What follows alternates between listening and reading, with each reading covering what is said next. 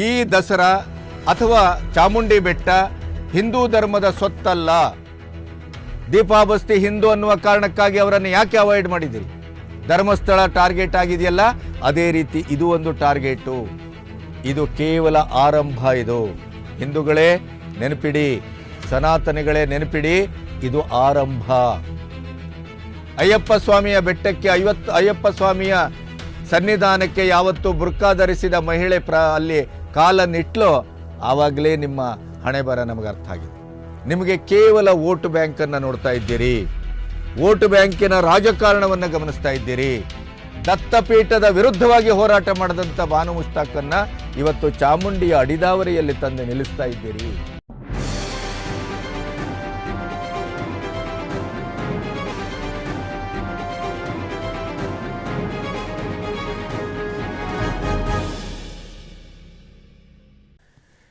ನಮಸ್ತೆ, B Ganapati news ಚಾನಲ್ಗೆ ಸ್ವಾಗತ. ಇಡೀ ರಾಜ್ಯ ಇವತ್ತು ಎಲ್ಲೋ ಒಂದು ಕಡೆ ಧಾರ್ಮಿಕವಾದಂಥ ನೆಲೆಗಟ್ಟಿನ ಮೇಲೆ ತೀವ್ರವಾದಂಥ ದಾಳಿಯನ್ನು ಎದುರಿಸ್ತಾ ಇದೆ ಅಂತ ನಾನು ಹೇಳಿದರೆ ಅದು ಅತಿಶಯೋಕ್ತಿ ಅಲ್ಲ ಅಂತ ನೀವು ಭಾವಿಸ್ತೀರಿ ಅಂತ ಅಂದ್ಕೊಂಡಿದ್ದೇನೆ. ಯಾಕೆ ಈ ಮಾತು ಅಂತಂದರೆ, ಕಾಂಗ್ರೆಸ್ಸಿನ ಸರ್ಕಾರ ಎಲ್ಲೆಲ್ಲಿ ಅದು ಮಗುವನ್ನು ತಟ್ಟುತ್ತದೆ, ಮಗುವನ್ನು ಲಾಲಿ ಹಾಡುತ್ತೆ, ಆದರೆ ಮಗುವನ್ನು ಚಿವುಟುವ ಕೆಲಸವನ್ನು ಏಕಕಾಲದಲ್ಲಿ ಮಾಡ್ತಾ ಇದೆ. ಇದೇ ದಸರಾದ ಸಂದರ್ಭದಲ್ಲಿ ಬಾನು ಮುಷ್ತಾಕ್ ಅವರನ್ನು ಉದ್ಘಾಟನೆಗೆ ಕರೆಯುವ ಮೂಲಕ ಒಂದು ರೀತಿಯಲ್ಲಿ ಈ ದಸರಾ ಅಥವಾ ಚಾಮುಂಡಿ ಬೆಟ್ಟ ಹಿಂದೂ ಧರ್ಮದ ಸೊತ್ತಲ್ಲ, ಈ ಹಿಂದೂ ಧರ್ಮದ ಸೊತ್ತಲ್ಲ ಅನ್ನುವಂಥ ಉಪಮುಖ್ಯಮಂತ್ರಿ ಡಿ ಕೆ ಶಿವಕುಮಾರರ ಹೇಳಿಕೆ ಅದು ಅತ್ಯಂತ ಸೂಕ್ಷ್ಮವಾದದ್ದು ಮತ್ತು ರೂಕ್ಷವಾದದ್ದು. ಯಾಕೆಂತಂದರೆ, ನೀವು ಇಲ್ಲಿಯವರೆಗೆ ದಸರಾ ಅಂತಂದರೆ ಅದು ಹಿಂದೂ ಸಂಪ್ರದಾಯದ ನವದುರ್ಗೆಯರ ಆರಾಧನೆಯ ಒಂದು ಉತ್ಸವ, ನಮ್ಮ ಇಡೀ ಹಿಂದೂ ಧರ್ಮದ ಹೊಕ್ಕುಳು ಬಳ್ಳಿಯ ಒಂದು ದೇವಿಯ ಆರಾಧನೆ. ಇಂಥ ಒಂದು ಸಾಂಸ್ಕೃತಿಕ ಉತ್ಸವವನ್ನು ಅದನ್ನೂ ಜಾತ್ಯತೀತತೆ, ಸಂವಿಧಾನ ಮತ್ತು ನಮ್ಮ ಜನತಂತ್ರ ವ್ಯವಸ್ಥೆಯ ಆಶಯದ ಹಿನ್ನೆಲೆಯಲ್ಲಿ ಅಪಭ್ರಂಶಗೊಳಿಸುವಂಥ ಕೆಲಸ ಒಂದು ಕಡೆ ನಡೀತಾ ಇದ್ದರೆ, ಬೂಕರ್ ಪ್ರಶಸ್ತಿ ಅದು ಅನುವಾದಕ್ಕೆ ಬಂದದ್ದು. ದೀಪಾ ಬಸ್ತಿ ಅವರಿಗೆ ಮತ್ತು ಬಾನು ಮುಷ್ತಾಕ್ ಅವರಿಗೆ ಅದು ಸಮಾನವಾಗಿ ಹಂಚಲ್ಪಟ್ಟದ್ದು. ಅದು ಈಗಾಗಲೇ ಅದು ಚರ್ಚೆಗೊಂಡಿದೆ. ಅದರ ಮೂಲ ಮತ್ತು ಆಶಯವನ್ನು ಇಟ್ಟುಕೊಂಡು ಹೇಗೆ ಯಾವ ರೀತಿಯಲ್ಲಿ ಬೂಕರ್ ಪ್ರಶಸ್ತಿಯನ್ನು ಕೊಡ್ತಾರೆ ಅನ್ನೋದರ ಬಗ್ಗೆ ಒಂದು ವಿವರಣಾತ್ಮಕವಾದಂಥ ವಿಡಿಯೋಗಳು ಬಂದಿದೆ. ನಮ್ಮದೇ ಸಹೋದ್ಯೋಗಿ ನಮ್ಮ ಇತಿಹಾಸದ ಬಗ್ಗೆ ಹೊಸ ಬೆಳಕನ್ನು ಚೆಲ್ಲುವ ಧರ್ಮಣ್ಣ ಈ ಬಗ್ಗೆ ಮಾತಾಡಿದ್ದಾರೆ. ಅದರ ವಿವರಗಳನ್ನು ನಾವು ಗಮನಿಸಬಹುದು. ಈಗ ನಮ್ಗೇನು ಬಂದಿದೆಯಲ್ಲ ಬುಕರ್ ಪ್ರೈಸು, ಅದು ಟ್ರಾನ್ಸ್ಲೇಟರ್ ಅವ್ರಿಗೆ ಬಂದಿರೋದು, ದೀಪಾ ಬಸ್ತಿ ಅವ್ರಿಗೆ ಬಂದಿರೋದು. ನಾವು ಅವ್ರನ್ನ ಬಿಟ್ಟೇ ಬಿಟ್ಟಿದ್ದೀವಿ, ಅವ್ರನ್ನ ಮರ್ತೇ ಬಿಟ್ಟಿದ್ದೀವಿ, ಅವ್ರನ್ನ ಕಂಗ್ರ್ಯಾಚುಲೇಟೇ ಮಾಡಿಲ್ಲ. ಎಂಥ ಜನ ನೋಡ್ರಿ ನಾವು. ಯಾವುದೇ ಮೂಲ ಕೃತಿಯಾದರೂ ಆ ಕೃತಿಯ ಒಂದು ಬ್ಯೂಟಿಫುಲ್ ಆದಂಥ, ಶಕ್ತವಾದಂಥ, ಸಮಗ್ರವಾದಂಥ, ಸುಲಲಿತವಾದಂಥ ಅನುವಾದಕ್ಕೆ ಕೊಡುವಂಥ ಪ್ರಾಶಸ್ತ್ಯ ಮತ್ತು ಪ್ರಶಸ್ತಿ ಏನಾದರೂ ಇದ್ದರೆ ಅದು ಬೂಕರ್ ಪ್ರಶಸ್ತಿ. ಹಾಗಾಗಿ ದೀಪಾ ಬಸ್ತಿಯವರ ಅನುವಾದಕ್ಕೆ ಸಿಕ್ಕಿದ ಪ್ರಶಸ್ತಿ. ಇಷ್ಟಾಗಿಯೂ ದೀಪಾ ಬಸ್ತಿಯವರನ್ನು ಹೊರಗಿಡಲಾಯಿತು.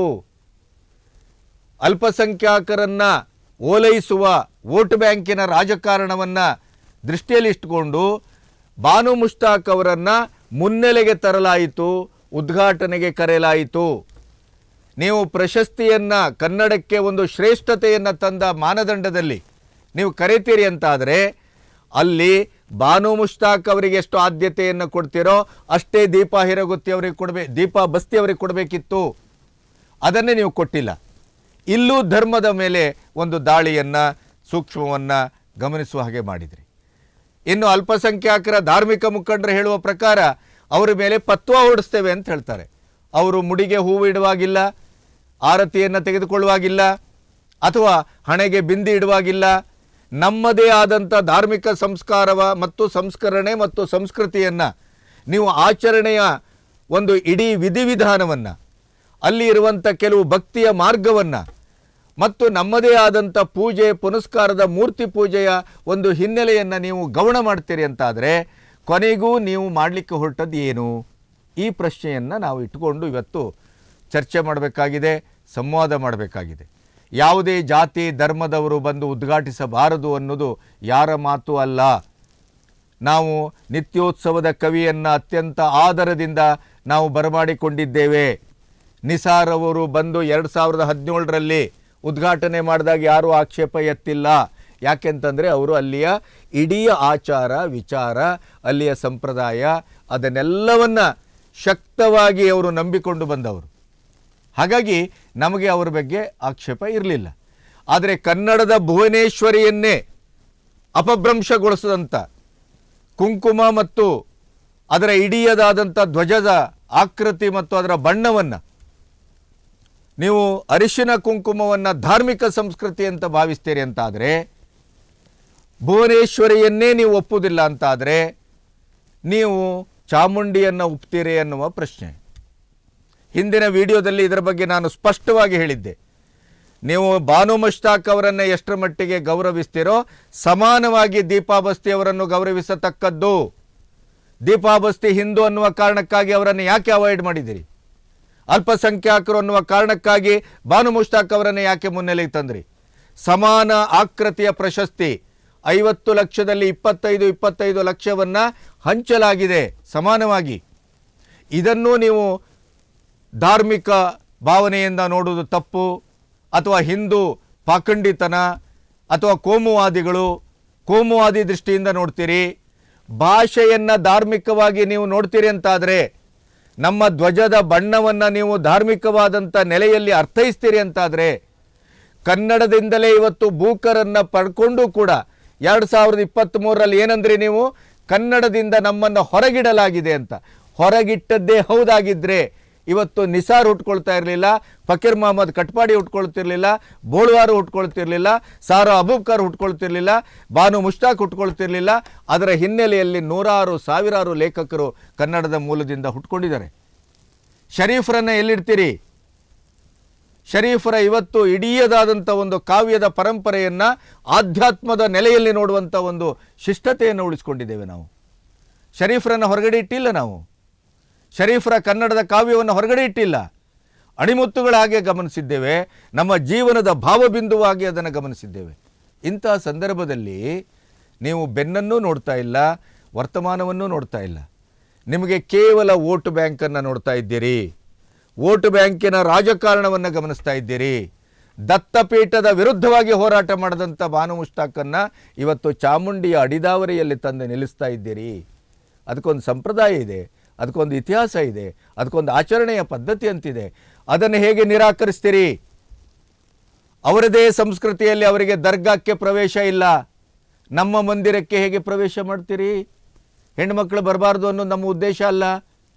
ನಿಮ್ಮ ಉದ್ದೇಶ ಹೇಗಿದೆ ಅಂತಂದರೆ, ನೀವು ದೇವಸ್ಥಾನಕ್ಕೆ ಇವತ್ತು ಬಾನು ಮುಷ್ತಾಕ್ ಅವರನ್ನು ಉದ್ಘಾಟನೆಗೆ ನಮ್ಮ ಚಾಮುಂಡೇಶ್ವರಿಯ ಸನ್ನಿಧಾನಕ್ಕೆ ತರುವುದರ ಹಿನ್ನೆಲೆಯಲ್ಲಿ ನೀವು ಚಾಮುಂಡಿ ಬೆಟ್ಟವನ್ನು, ಚಾಮುಂಡೇಶ್ವರಿಯನ್ನು, ನವದುರ್ಗೆಯರ ಆರಾಧನೆಯನ್ನು 600 ವರ್ಷಗಳ ಯದುವಂಶದ ಮಹಾರಾಜರು ನಡೆಸ್ಕೊಂಡು ಬಂದಂಥ ಇಡೀ ಪರಂಪರೆಯನ್ನು ಇವತ್ತು ಛಿದ್ರಗೊಳಿಸುವ ಒಂದು ಹುನ್ನಾರವನ್ನು ಮಾಡ್ತಾ ಇದ್ದೀರಿ.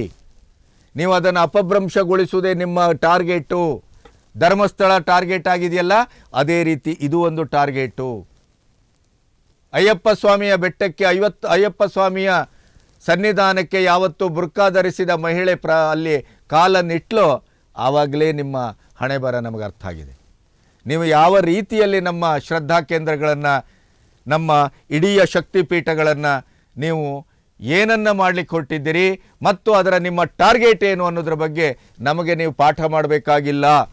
ನಿಮ್ಮ ಜಾತ್ಯತೀತತೆಯ ಪಾಠ ಸಂವಿಧಾನಿಕವಾದ ಪಾಠ ಅಲ್ಲ, ಅದು ಇಂದಿರಾ ಗಾಂಧಿ ಕೇಂದ್ರೀಕೃತ ಪಾಠ. ಅದು ಎಮರ್ಜೆನ್ಸಿಯನ್ನು ತಂದವರು ನೀವು.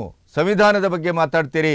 ಧಾರ್ಮಿಕ ಸ್ವಾತಂತ್ರ್ಯ ನಿಮಗೆಷ್ಟಿದೆಯೋ ಅವರಿಗೆಷ್ಟಿದೆಯೋ ಈ ದೇಶದ ಪ್ರತಿಯೊಬ್ಬ ನಾಗರಿಕನಿಗಿದೆ. ವೈಯಕ್ತಿಕವಾದ ಆಚರಣೆಯ ಸ್ವಾತಂತ್ರ್ಯ ಇದೆ. ದಸರಾವನ್ನು ನೀವು ಹಿಂದೂ ಸಂಸ್ಕೃತಿಯ ಹಿಂದೂ ಆಚರಣೆ ಅಲ್ಲ ಅನ್ನೋದನ್ನು ಸಾಬೀತು ಮಾಡಿ ನೋಡೋಣ. ಹೇಗೆ ಸಾಬೀತು ಮಾಡ್ತೀರಿ? ಯಾವ ರೀತಿಯಲ್ಲಿ ಸಾಬೀತು ಮಾಡ್ತೀರಿ? ಗೋಡೆ ಸಂಸ್ಕೃತಿಗೂ ಮೂರ್ತಿ ಸಂಸ್ಕೃತಿಗೂ ಎಲ್ಲಿಯ ಸಂಬಂಧ? ನಮಗೆ ಬಾನು ಮುಷ್ತಾಕ್ ಬಂದದರ ಬಗ್ಗೆ ಆಕ್ಷೇಪ ಇಲ್ಲ.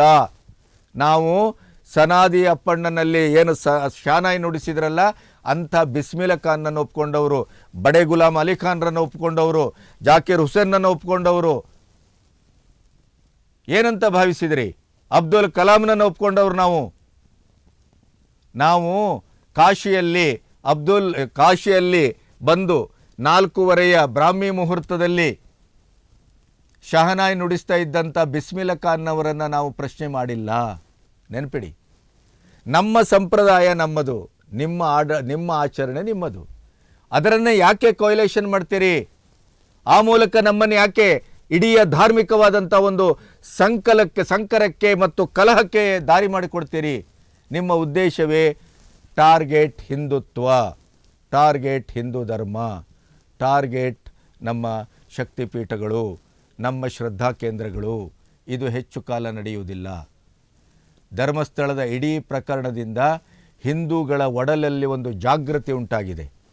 ಹಿಂದೂಗಳು ಇವತ್ತು ಒಂದು ಕ್ರೋಢೀಕರಣಗೊಳ್ಳುವ, ಇಡೀ ಸಂಕತನಗೊಳ್ಳುವ, ಇಡೀ ಸಮ್ಮಿಶ್ರಗೊಳ್ಳುವ, ಧ್ರುವೀಕರಣಗೊಳ್ಳುವ ಒಂದು ಕೆಲಸಕ್ಕೆ ನೀವೇ ನಾಂದಿ ಹಾಡಿದ್ದೀರಿ.